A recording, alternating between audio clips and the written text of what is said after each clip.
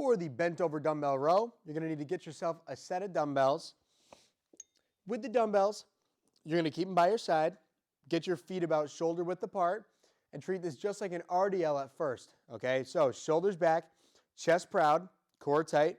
You're going to hip hinge and trace the dumbbells all the way down your legs until they get just past your knees.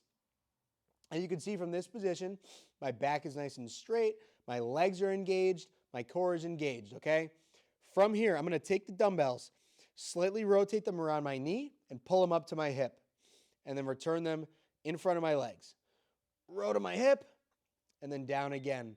You could think about this like putting them in your pocket and pulling them back, okay? When you do your row, you want to pinch your shoulder blades back as tight as you can. Couple things I see go wrong on the bent over row. Excuse me. A lot of times when people stretch down, you'll see their back start to round, okay? So you want to make sure you don't get any rounding in your back. You keep your shoulders nice and tight in the back and keep your back straight when you row, okay? Another thing I see is the locked out knees, rowing like this, okay? Don't lock your knees out. Keep a slight bend in your knees the whole time.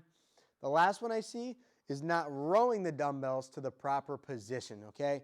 Which means you might be rowing up here towards your chest. Well, that's going to work a lot of your upper back, but for a bent over dumbbell row, you want to use a heavier weight, so you want to incorporate more of the back muscles that you have by pulling them down to your hip a little bit more. That was your bent over dumbbell row.